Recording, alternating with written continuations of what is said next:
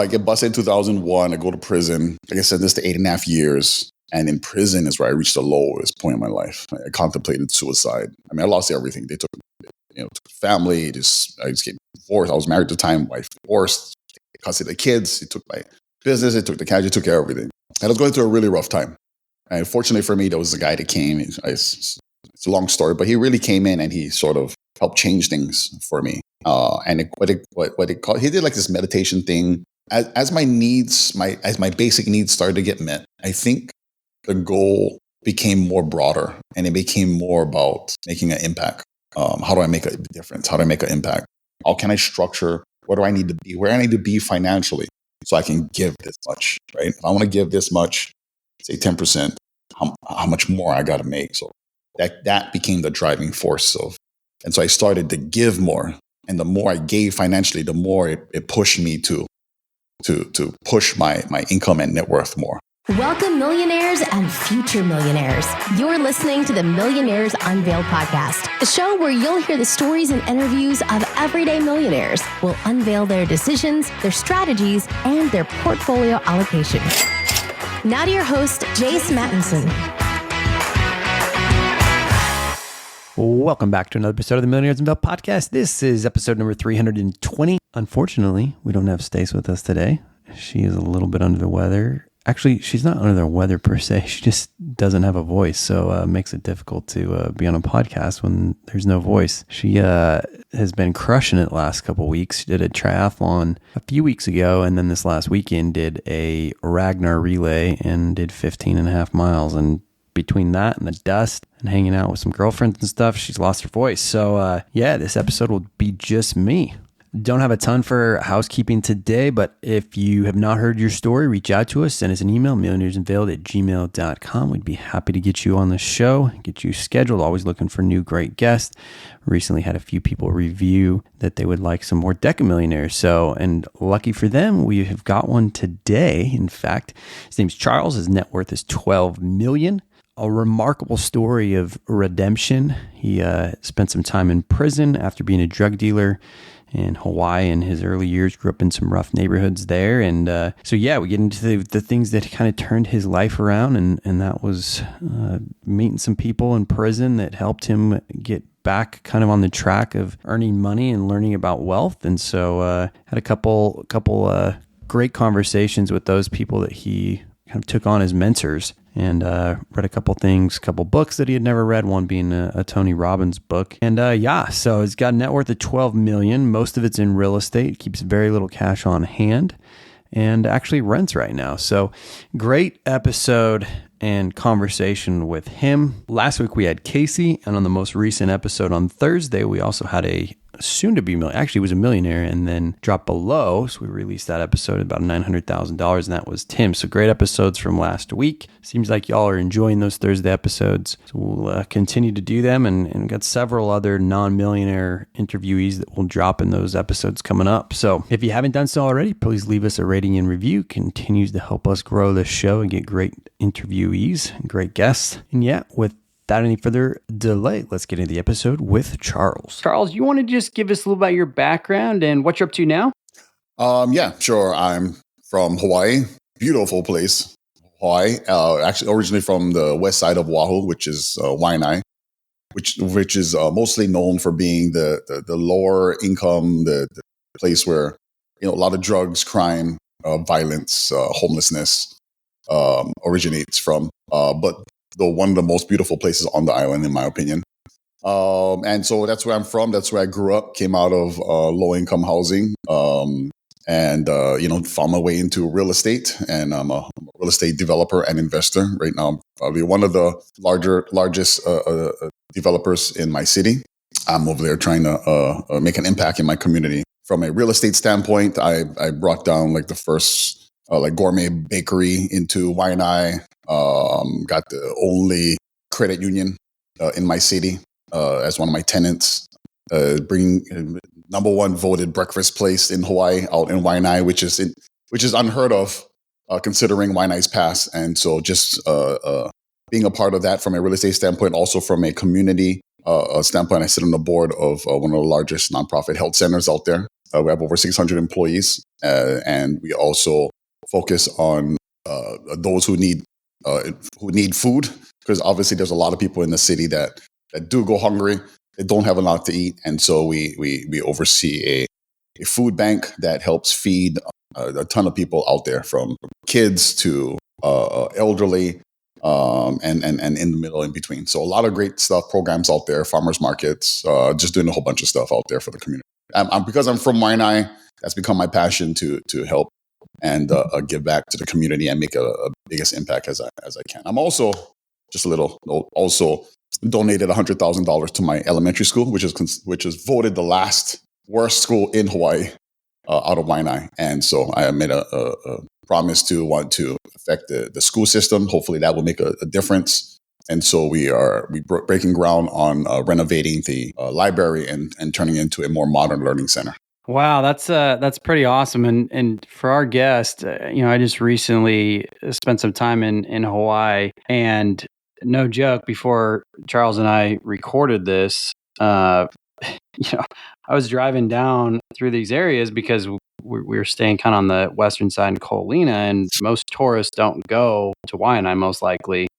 And I was like, we might as well just drive down this way. I've never been this way. I've only been to Hawaii one other time. We should go check it out. And as Charles describes, there's some absolutely gorgeous beaches and some gorgeous areas. But I had the thought of, like, it seems like there's some rougher neighborhoods, but there's definitely somebody who, from an investment standpoint, has put some dollars in here, because you have some of these newer, nice looking fast food joints and some other nice buildings.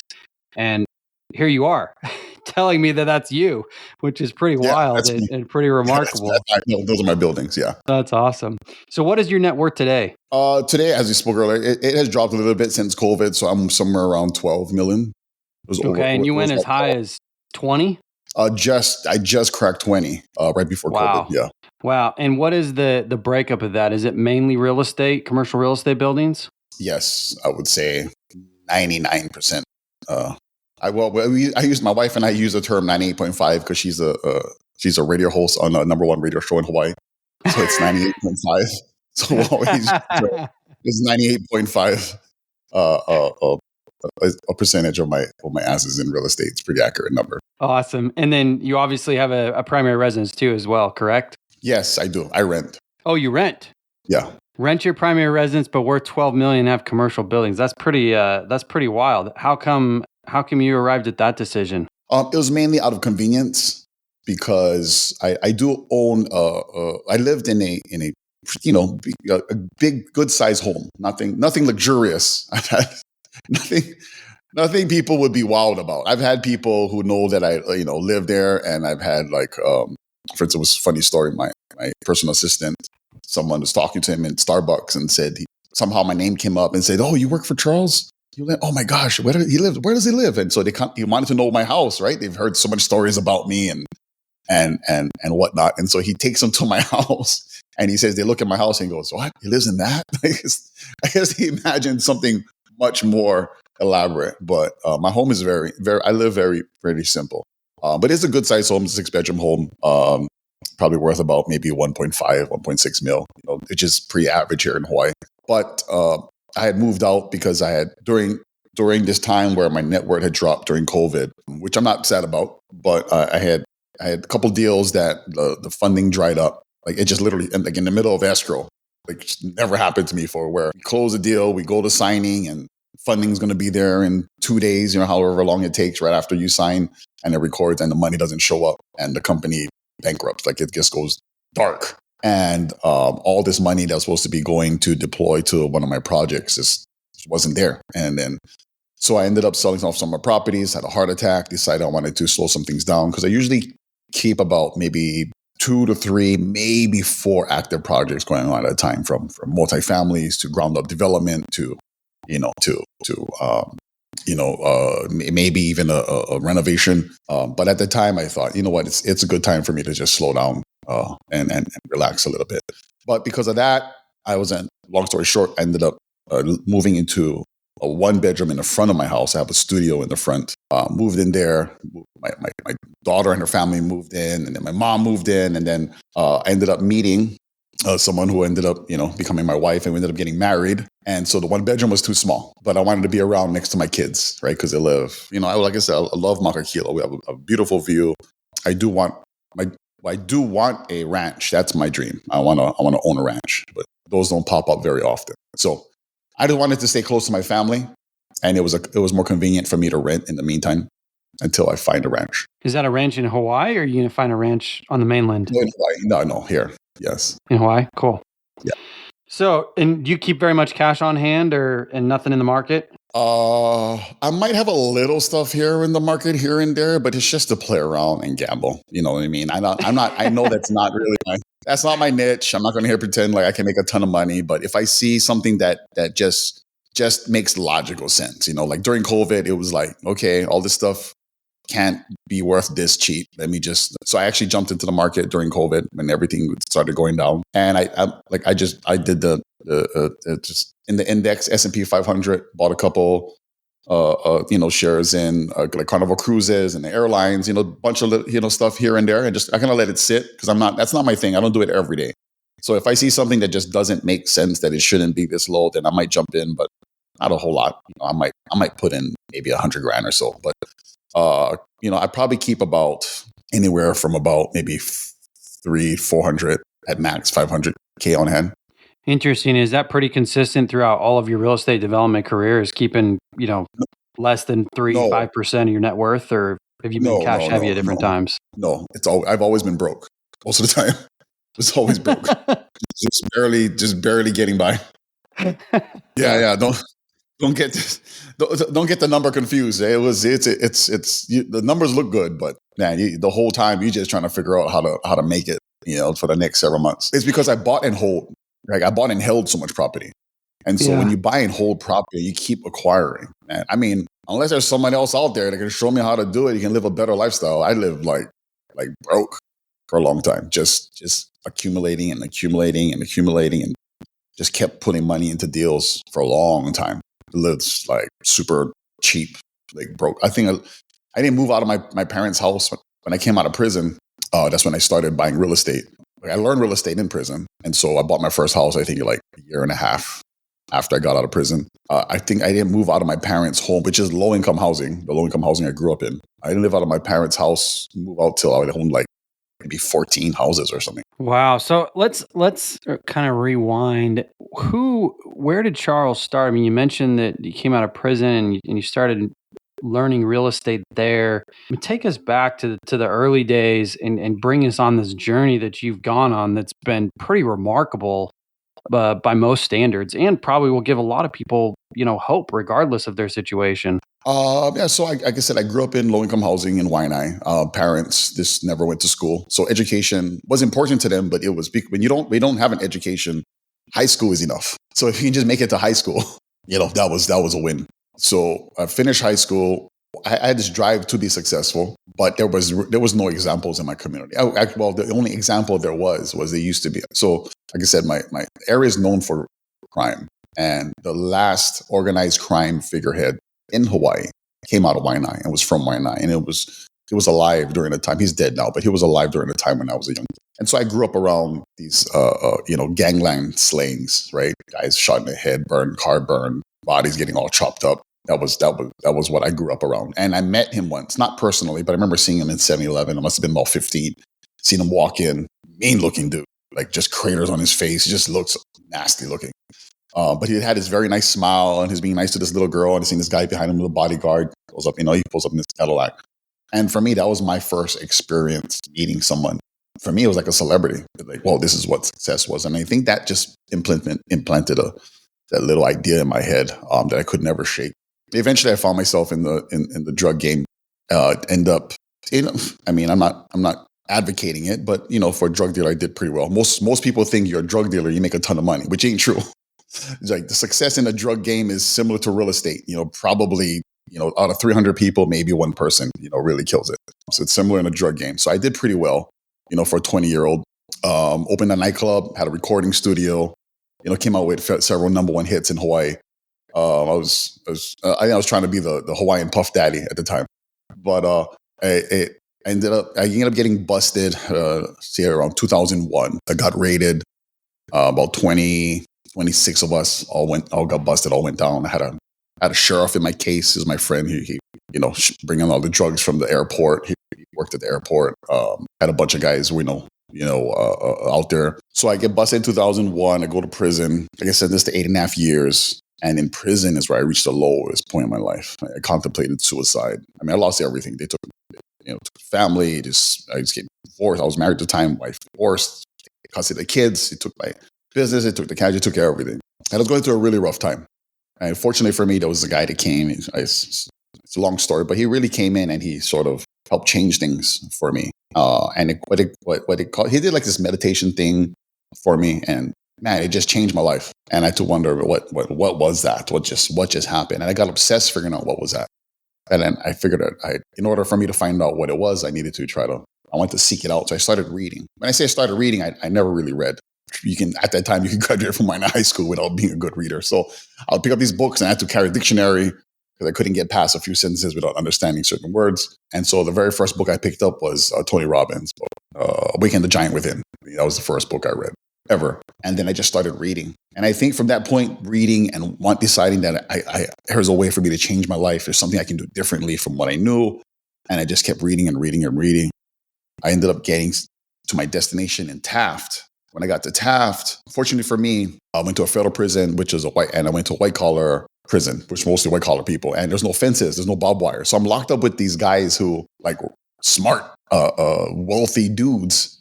Like, I would be watching 60 Minutes, and the guy they're doing a story about in 60 Minutes, who was a campaign fundraiser dude, is sitting here with us in prison. I got Tommy Chong from Cheech and Chong, I don't know if you remember him, but he's across from me. His roommate is Jordan Belfort from Wolf of Wall Street, right? I'm standing up every day talking to these guys during count. And so, you got hedge fund guys, so I'm surrounded by guys that I would never have had opportunity to meet while, growing up on the West Side. And they had nothing but time. So they sat down with me and just taught me. They said, hey, you know what? You want to learn this? I'll teach you. My roommate, who was the guy, the machine used to test your eyes, you get your eye test, whatever. He's the guy that founded that company. He's a medical inventor, Harvard MBA grad. So I'm watching him raise $20 million from my bunk bed. So that's where I got all my education. I figured, hey, I got the time. These guys got nothing but time, and I'm just going to utilize that time as much as possible. So I studied a lot. I mean, I didn't waste any time. I didn't waste time watching movies. I was hanging out with everyone else.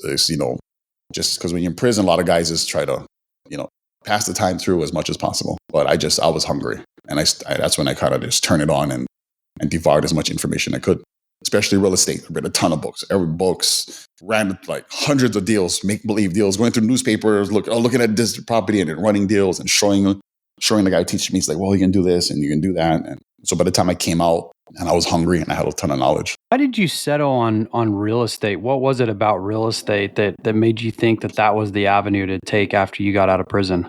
I felt like I assessed something had happened for me, and I assessed my situation. The best way I can explain it, it's almost like if a general's going to go to war, or you're going to go to war with someone, and you're going to look at kind of, well, what do you have? What resources do you have available? How many men you got? What kind of weapons you got? And so that's kind of what I did. I was like, okay, what do I got? I don't have an education. Well, I did end up going to school in prison, but I mean, that's not going to look good in a resume. So I realized that I can't compete. My weakness is I won't be able to compete in the corporate world. There's just no way. So I'm not going to make money going corporate route. I'm not going to work my way up. I'm not going to be able to have a great resume.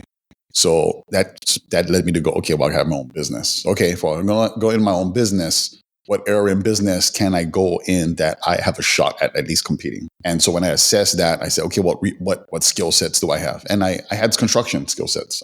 I knew construction, and then I thought, well, where can I go with it? And I thought, well, when I studied a lot of people who were successful, I noticed a pattern that they all at some point owned real estate. And I thought, okay, Harry, if I get into real estate, I can use my construction experience. There's no limitations. And my record doesn't matter. Yeah. And so that's kind of how I decided. So I didn't know exactly what I was going to do in real estate. I just knew that was the direction that I felt like I could at least have a shot at competing Yeah, for sure. So you get out of prison and you're going to go pursue real estate development, investing. What is that like trying to get the first few deals under your belt to give you confidence that one, I can do this, two, my construction background that I have is going to help me be successful transitioning into this kind of new career for me? I think I had the confidence before I got the deal. And I think the confidence came from, and I think it was probably from this mentality I got, because when I was a kid, growing up in Waianae, when I first got to Waianae when I was like 5, parents moved down there, and I got bullied as a kid. And I remember me being bullied. I saw this, this woman with a karate gear on, and I got a flyer, and I wanted to sign up, so I signed up for karate. And I remember just training a lot. I would just train a lot, and I got really good really quickly because the desire not to get bullied. And then I started competing, and then I remember when I was competing, what I would do is in order to give me the confidence before the day of competition, I would work hard. I would wake up earlier. I would train hard. I would train so hard so that in my mind, there's no way the other guy's training as hard as I am. There's no way he's doing this. There's no way he's being strict with his diet. So by the time I walked in there, I already walked in there with confidence. And so I just used that same technique in real estate. I was grinding so hard. I must have read, over 500 books, I think, in prison. A lot. I read hundreds of deals. And so there was so much confidence that I had that when I would look at a deal or look at a property, and there was this little like, oh, wow, this is new, and that little fear would come up. But because there's so much momentum, I felt like there's so much drive, and I wanted it so badly. I had a strong reason why to do it. My dad was, at the time, he was still alive, and he was getting old, and if he had a retirement, and when he died, which I knew was not going to be very much longer, my mom was screwed. So I had this timeline ticking. Like I need to hurry up and get this done. So I had a lot of confidence already by the time I was doing deals. But when I did my first deal, it was actually my mother's home. I bought their home, which is a leasehold property, which for those familiar with real estate, there's this thing called a gift of equity, where you don't have to put the down payment if you're getting a property from a relative or a parent. So basically, I got the loan for the 80%, and I didn't need to put down the 20%. Which you don't need to if you're getting a property from a family member. So that's how I did the first deal.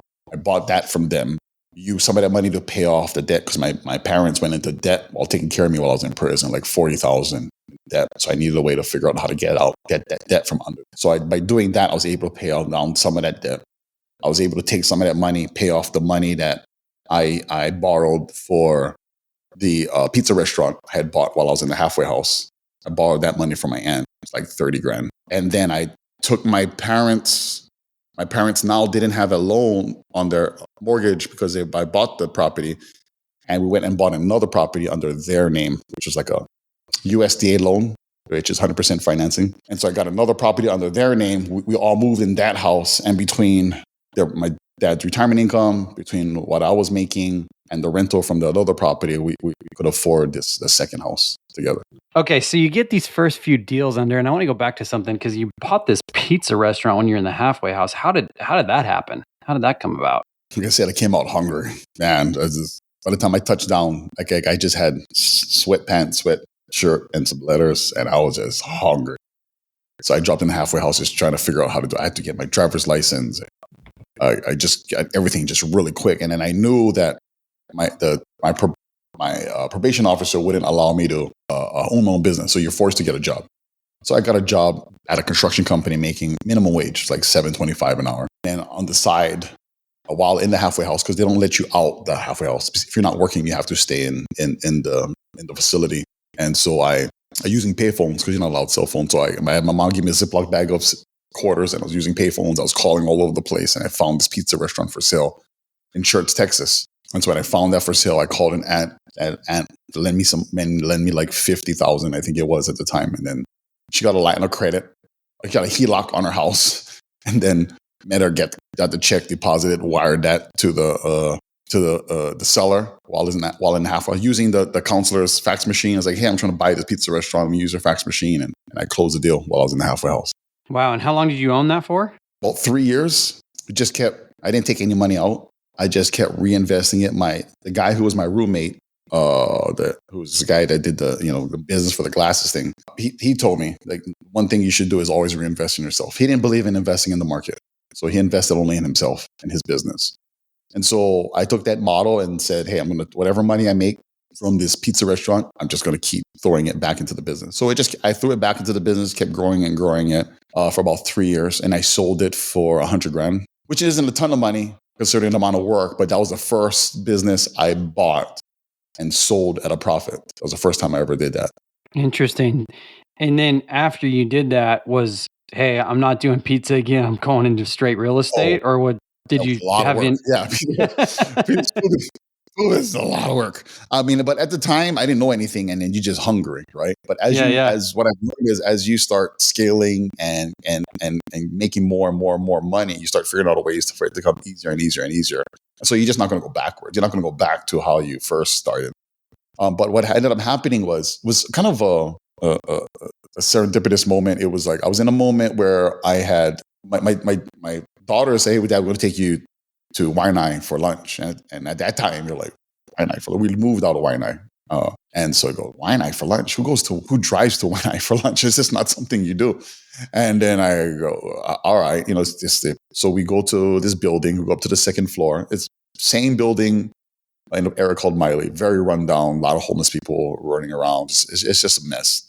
But I walk into the second floor unit, and there was this nice restaurant. Like, the guy made this restaurant like it should have been in Waikiki. And I'm sitting in there, and there's an ocean view. And I go, man, this building is nice. Like, I mean, from the outside, I always realized this building was run down. This is a building no one just ever stopped at. But man, this is nice. And so we had lunch, which was actually really good. It was a seafood place. And then I just couldn't help thinking as I'm eating, with just enjoying my breakfast, my birthday with my daughters. Like, something kept turning in my back of my head while I'm having lunch. I go, man, this building could really be something. It's a nice location. It's nice. And so as I walk out, I see a sign that says for rent.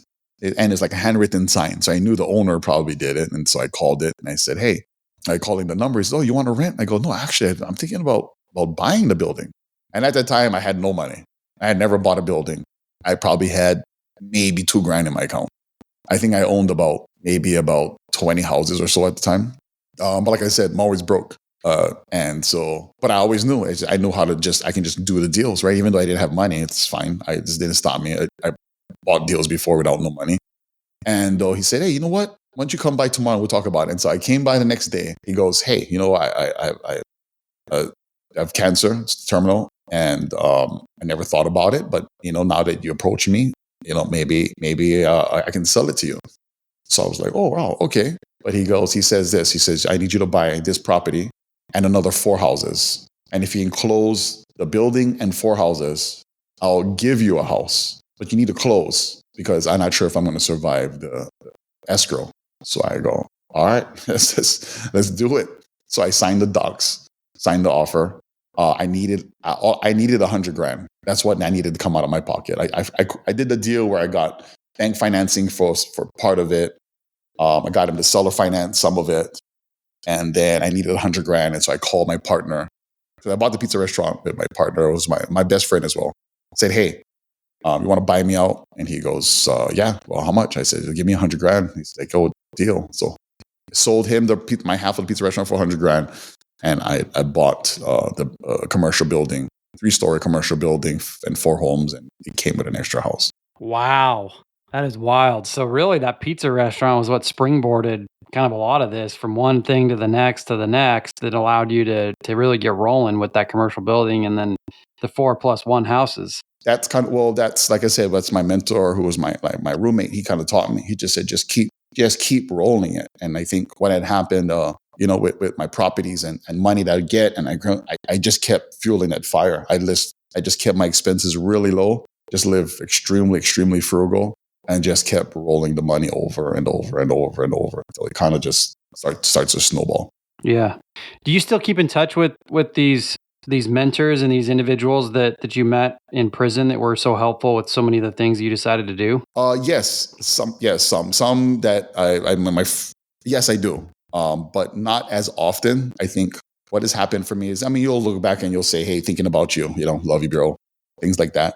But I think for me, because my life has grown so quickly, or the growth of my life was a reflection of how much I felt like I needed to grow, because I wanted to grow and I continued growing so much.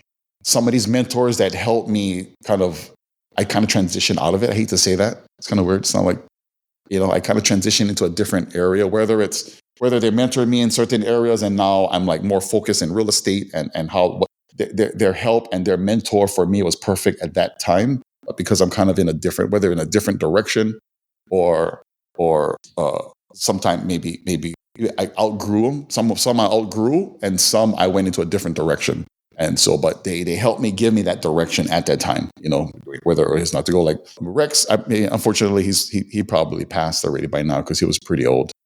But he's a medical inventor and his thing was just completely different. But I over time, I have, my mentors have transitioned and I've attracted mentors who are kind of more maybe specific to my life in the way it is now. This show is supported by Delete Me. In today's digital age, our personal information is more vulnerable than ever, often scattered across countless websites and databases. Delete Me has been my solution for taking control of my online presence and ensuring my personal information remains private. Have you ever heard of data brokers? They collect information and make it available to any stranger on the web, which can lead to identity theft. If you've ever been the victim of identity theft, you know it can be a nightmare. It can ruin your chance at the new job you want, lead to legal issues, or worse. Delete Me removes your information from hundreds of data brokers. The best part? The service doesn't stop at a one-time removal. Delete Me provides ongoing monitoring to ensure that your data doesn't reappear. If it does, they take immediate action to remove it again. So what are you waiting for? Don't let your online past define your future. Take control with Delete Me. Now get 20% off your Delete Me plan when you go to joindeleteme.com/MU20 and use promo code MU20. The only way to get 20% off is to go to join, that's JOIN, deleteme.com/MU20 and enter promo code MU20 at checkout. That's joindeleteme.com/MU20, promo code MU20. And thanks again to Delete Me for supporting today's episode. Yeah, no, I think you bring up a great point there that, sometimes in certain phases of our lives and even our, wealth building journeys or even in life in general, sometimes we may have a mentor that's critical for that time period. And maybe you do outgrow, whatever mentorship they could provide, or maybe they outgrow or maybe go on to do different things. Or, I look back on my life and I have several of those where at that period of time, they were very critical, but I maybe wouldn't call them now for anything in particular other than just to catch up and see how they're doing, just given that That's pretty much my life trajectory is taking a different route and so is theirs, or they're on the same one previously, but they're 20 years ahead of me or whatever.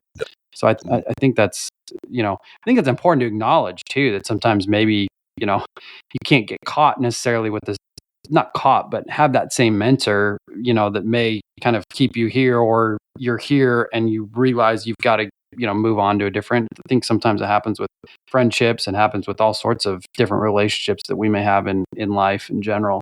So at this point, you grow your net worth to 20 mil, COVID hits. What are you thinking as all these deals start to kind of fall apart, escrow gets pulled? I mean, stress levels, are you going through the roof? Are you thinking everything I've worked through for my whole life at this point may disappear? What kind of was your thought process as all that was positioning and your net worth was kind of decreasing over time there? I knew the way I set up my model, I knew I wasn't going to get wiped out. Every property, it's its own separate deal. That's one thing I vowed to do early in my career. Like every property was going to be its own deal. I've read of developers or investors would have this collapse and cause a domino effect, throughout their whole portfolio. And it's like, nah, that's not going to happen to me. So every deal is its own separate entity. It's its own separate structure. If a deal is to fall, it's going to fall on its own. It's not going to take anything else down. So I knew I had set up myself in that way for it not to be completely wiped out. I was fortunate enough to, I would say lucky. I'm not going to say it was thought out in that way, but I was fortunate that a big portion of my real estate is a Section 8, a low-income housing. So it was never threatened during COVID. Government always going to pay that check. And so the biggest area that struggled when COVID happened, it was, development projects, and commercial buildings. Those kind of took a hit. But again, that's not a very large portion of my portfolio. My commercial buildings probably maybe 20%. My development is probably maybe 10%. I didn't get into development until I had a substantial amount of income coming in from my real estate. So I felt safe enough to jump into development, because development can take a long time. You can be in deals for quite a long time, and so I needed something coming in the meantime while I'm working on these development deals. But COVID happens. I'm trying to make this work. I'm still in my grind, and then I don't know. I think a point came to me where I felt like, I ended up having a heart attack just prior to COVID, and I think it started making me realize, maybe COVID is the time for me to just kind of chill out for a bit, just kind of reset, kind of take some things off my plate, kind of regroup, reassess my life, because I have created, quite a bit of success for me. Anyway, it was a lot of success for me, and so I felt like it was a time to spend more time with me. That makes sense. And so I started to liquidate some properties. I got rid of some of my big projects. Bought a ticket, went to the mainland, jumped in the car, and just drove. I decided this was going to just be with me and just kind of go wherever the wind goes and have no responsibilities, and tell my family, hey, you know what? I love you, but if I don't call you back, don't take it personal. I need to spend some time with me. And so I just spent a lot of time alone, and just kind of did whatever then. But getting rid of these projects was crucial in allowing me to be able to do that. And you did the big road trip after the heart attack? Yeah. After the heart attack, Wow. After I got rid of some of the properties, some of my projects, I was able to get rid of some of these responsibilities, so I could minimize the amount of responsibilities that I did have. Yeah, I want to dig into that just in a minute. But first, when you're going through this kind of rise, prior to your heart attack, prior to COVID, did you have a target that you were trying to hit? Was there certain goals that you were really trying to reach for, whether it was net worth or commercial building asset value or whatever? Were you trying to hit something specific? Originally, yes. I remember reading a book. Is it Millionaire Investor? I think it says, one of the goals in the back, it says like acquire $1 million of real estate at first, and then the next goal will become $1 million net worth, and then I think the next goal will come like $1 million a year. And so I started doing that. But I think originally it was first to, I had all of these different goals that got me there. I got to helping make an income before my father passes. Which eventually he did, and I'm able to fortunately enough to take care of and financially support my mom, to having a certain amount of income. So at first it was like, if I could just get to $5,000 a month, if I could just get to $10,000 a month, I could. And then I think looking back, as my basic needs started to get met, I think the goal became more broader, and it became more about making an impact. How do I make a difference? How do I make an impact? And so I have a net worth goal? Yes, I have, but I feel like it's not as important to me anymore. Not now. I mean, for a while before I started reaching up there, I think it became like, how can I make the biggest contribution? How can I help as many people as I can? How can I donate more money? And I think that became a much more stronger drive for me that I'd say probably had me jump from probably 5 to past that 10. But once I got to 5 million net worth, again, I still didn't feel rich, but I feel like being more rich didn't increase my happiness much more. It wasn't like, oh my gosh, I'm so much richer coming. I didn't feel richer or happier going from 5 to 10. It didn't really make an impact for me emotionally anyway. I think it was more of how can I, I'm looking at my income, I'm looking at what I have and going, how can I structure, where do I need to be, where I need to be financially so I can give this much, right? If I want to give this much, say 10%, how much more I got to make. So that became the driving force and so I started to give more, and the more I gave financially, the more it pushed me to push my income and net worth more. That makes sense. Like I focused on the giving. Hey, let me donate this. And when I decided to donate the 100,000 to my elementary school, I didn't have 100,000. I probably had like 5 in the bank. And I remember calling my partner, like, oh, dude, I just did something crazy. And he's panicked. He's like, oh, what the heck? What happened? Are you okay? I'm like, no, yeah, I'm fine. I was like, I just donated 100,000. He's like, what? How are you going to get the money? I don't know, but I'm going to figure it out, right? So it became that driving force. Like, I need to figure out how to come up with this $100,000 so I can, I already committed. I gave him the verbal commitment. I need to, That's awesome. I'm sensing a theme that it's commit and figure out after. I love it. that's what I did. I just committed. Yeah.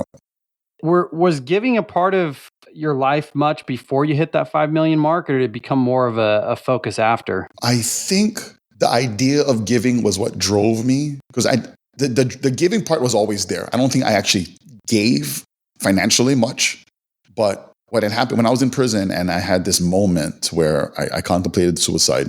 I was in solitary confinement, and I remember at that time, before I had the heart attack, it felt like I had so much pain that was what it felt like, what I imagined dying would be like. And so in that moment, I remember I was thinking, wow, man, I'm not thinking about the stuff that I'm not thinking about, the nightclubs and the recording studio and the money that I made.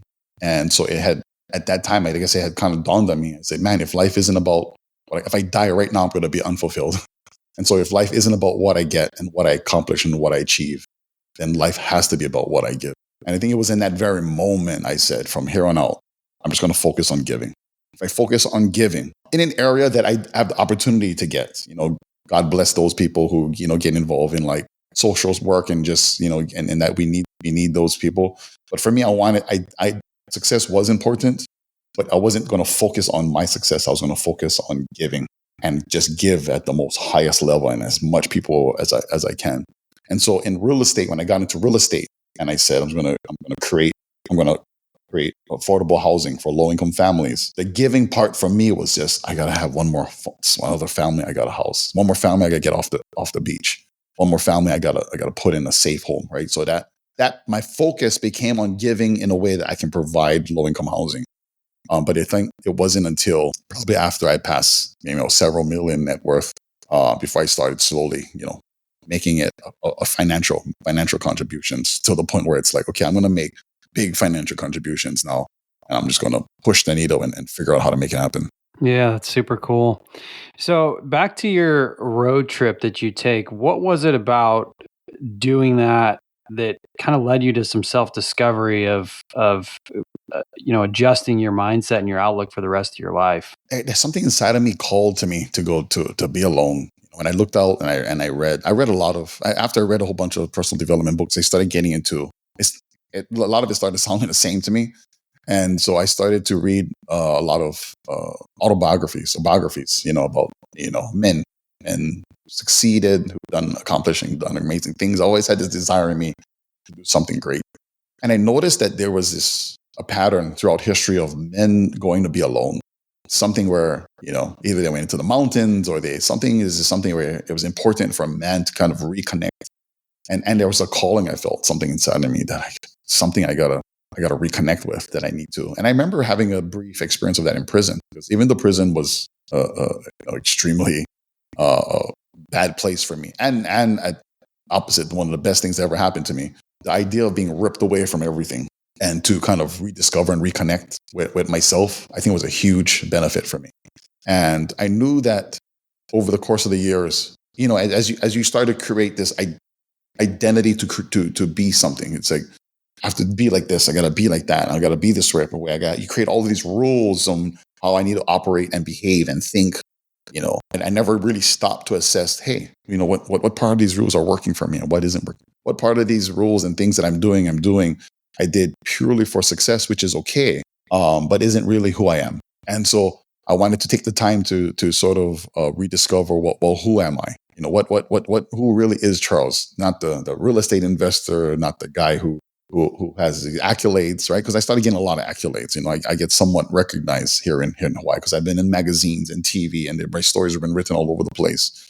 I don't say that to brag, but I would say that because I would notice that, sometimes I do get special treatment by people. Sometimes they do recognize me. Sometimes they see this, and all of a sudden I'm like, man, am I this? This is me. And there was a time where I loved it so much that I would try to bring up the conversation. I wanted that recognition, like, hey, I've done this, right? Look at me. And after a while, it was just like, man, this ain't me. Like I couldn't have been born to and made to be this. That's something that I did. And so I needed the time to figure out who am I and and do it during a time where I choose to do it and not a time where I'm forced to do it. Because I think people can choose to take the time to evaluate and reassess who they are, what they stand for, what values they have, or you're going to be forced to do it by you're going to crash and burn like how I did in prison, and I was forced to come face to face with my identity and see that things are going horribly wrong, and that you need to make a change now. Or I could actually go, hey, let me stop for a moment and be quiet and see where I'm at. How long did you take that journey for? I mean, how many weeks, months, days? I think it was here and there because, getting away from my business was kind of a challenge. So I might be gone for like a few weeks in the mainland, and I come back, and then I was gone. I was gone a lot during COVID. I traveled a lot. I mean, fortunately, because I have a bunch of real estate, it was considered, what is that term? Like emergency, or I got a special email. I got an email from the DOD that allowed me to come and go as I please in and out of Hawaii. When everyone was locked down, I was like, wow, one of the only airplane traveling. And so it was essential work for you. It varied. Essential worker, exactly. That's what it was. It was essential worker. Yep.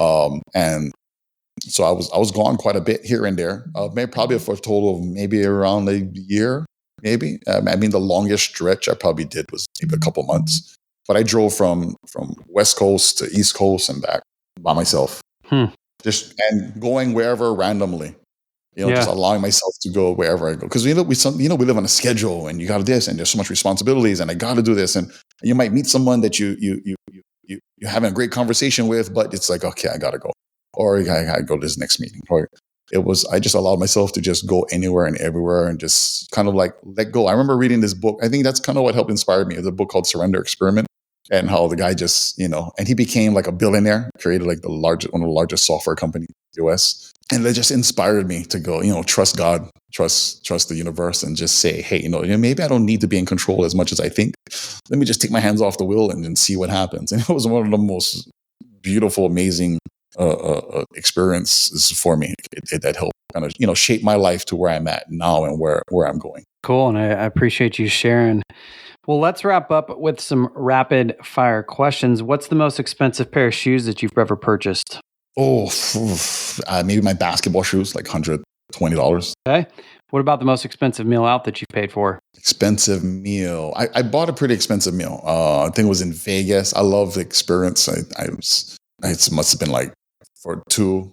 Obviously, you can pay for a whole group, but just for two, I think it was like maybe $300 something. Okay. What about the most expensive experience or vacation that you've been on? Most expensive experience was last year. But during my engagement, we took the whole family to San Diego, where I proposed to my fiance, my wife now. And then we went to Disneyland. I spent about maybe $45,000 on that trip. Okay. What is the most fun that you have had with money? Most fun. Most fun. I would probably say that during my wedding. I think my wedding, took my wife, we eloped, we went to Europe. So I took her on a European trip. We went to London, Madrid, got married in Rock of Gibraltar. Her favorite movie is Casablanca. So I took her to Casablanca, Morocco, Rome. So we just went kind of just everywhere. Nice. Did it all. Yeah, good for you. And get married and have our honeymoon. It was probably one of the most amazing experiences. Nice. What's the craziest thing you've ever done to earn money? Sell drugs. Sell drugs, make my way to the top of create an organization and go to prison. 8.5 years. Jeez. Okay. What's a closely held belief that you once had that you've recently changed your mind on? Closely held belief I had that I recently... Thinking is overrated. How so? Our thoughts are only a collection of our past up until now. And they're very rarely useful to helping us to resolve or come up with solutions, what we're going to deal with in our future. If you're in the path of wanting to create and do more, if you're in the path of doing more, creating more, and achieving more, then our thoughts and our minds are just files of past. Can they benefit? Sure. But is that the biggest benefit that's going to help you move in the direction that you want to move? No, because what you're about to do has not been done. if you're growing and moving forward. And so I believe that thinking is just way over. Is it important? Sure. But I think it's important that it is used in a way that it is designed to use. Like you have scheduled a time to think. I'm scheduling this time to plan out, to think, what is my goals? What are my future? How am I going to achieve it? What's my day like?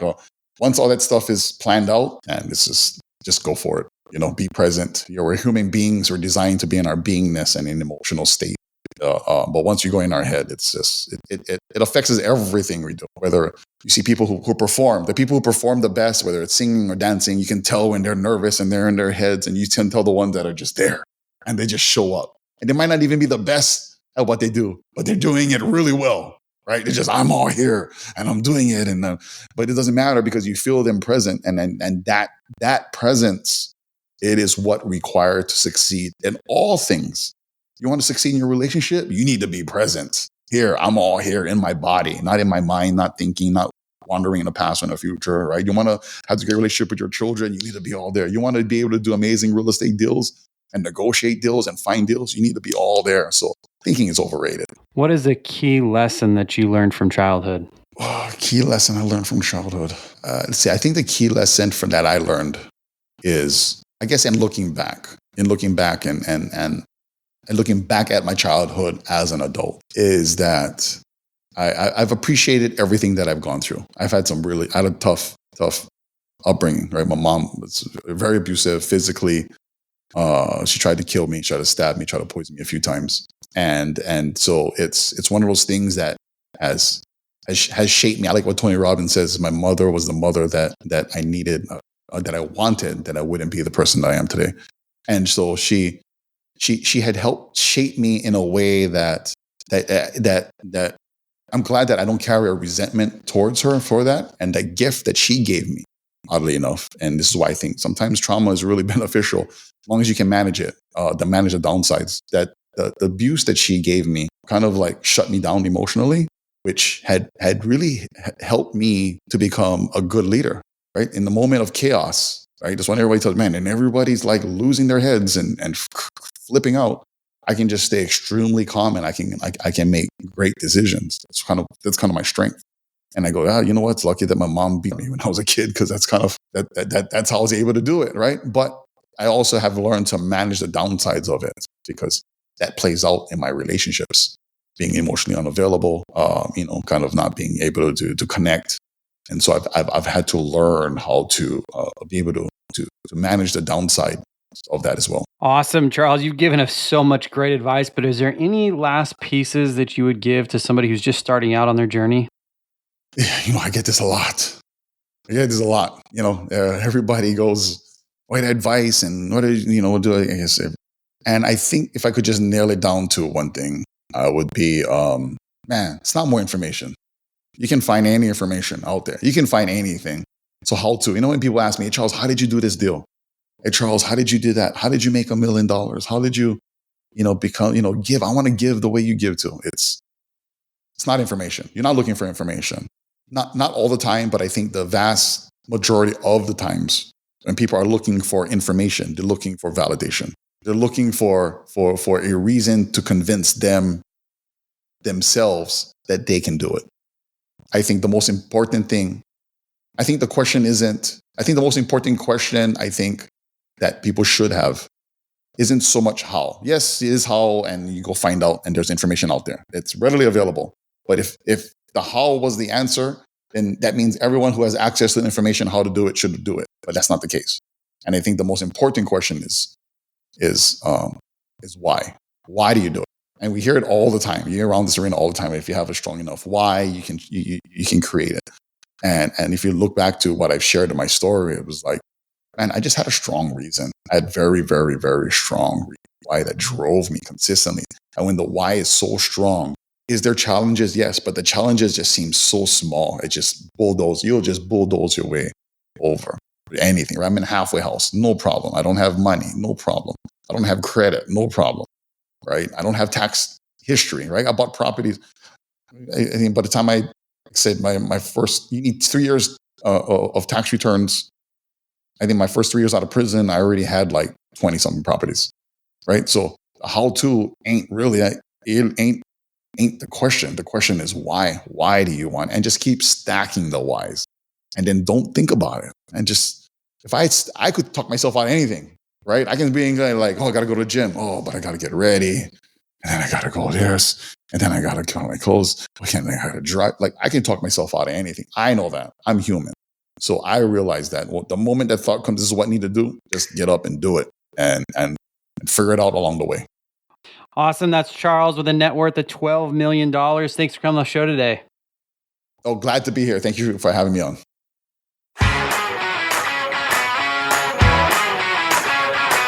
Thanks for listening to the Millionaires Unveiled podcast with Jace Mattinson. For more stories, investment opportunities, and information, check out our website, millionairesunveiled.com. See you next time when you'll hear from another everyday millionaire.